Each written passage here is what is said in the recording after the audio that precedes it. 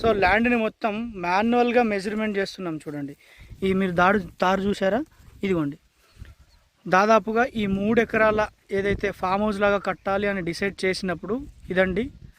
So అక్కడ work నడుస్తుంది. నేను మీకు జూమ్ చేసి చూపిస్తాను. ఇగో దారం వెళ్ళింది చూడండి. సో దీన్ని మానసార ఆర్కిటెక్చర్ ప్రకారంగా ఫామ్ హౌస్ని ఎలా నిర్మించుకోవాలి ఈ 3 ఎకరాలలో అనే విధానం అనేది ఉంటుంది. సో దాంట్లో వర్క్ అనేది నడుస్తుంది. ఇది చూడండి, ఎలాంటి థ్రెడ్స్ అనేవి తెప్పించాము, అసలు యాక్చువల్గా ఎలా చేయాలి అనేది మీకు వివరణ అనేది కూడా ఎన్నో ఆర్కిటెక్చర్కి సంబంధించిన ఎన్నో విధానాలలో మీరు అబ్జర్వ్ చేసినట్లయితే ఉంటుంది.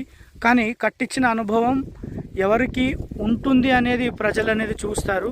సో ఇలాంటివి మనం ప్రీవియస్గా కట్టించాము కాబట్టి ఇక్కడ మనకు పిలిపియడం జరిగింది.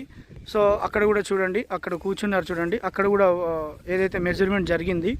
సో ఇది మాన్యువల్గా మనం వర్క్ చేయడం అనేది జరుగుతుంది. ఈ దారం ఎందుకోసం వేసాము అనేది చూస్తే ఈ ప్లాట్ మొత్తాన్ని 3 ఎకరాలని మాన్యువల్గా డిగ్రీలకు తీయడం జరుగుతుంది అన్నట్టు. డిగ్రీలకు తీసిన తర్వాతనే వర్క్ అనేది ఫామ్ హౌస్కి ఏ విధంగా కట్టాలి అనే విధానం అనేది తెలియజెప్పడం జరుగుతుంది మీనా వాస్తులో.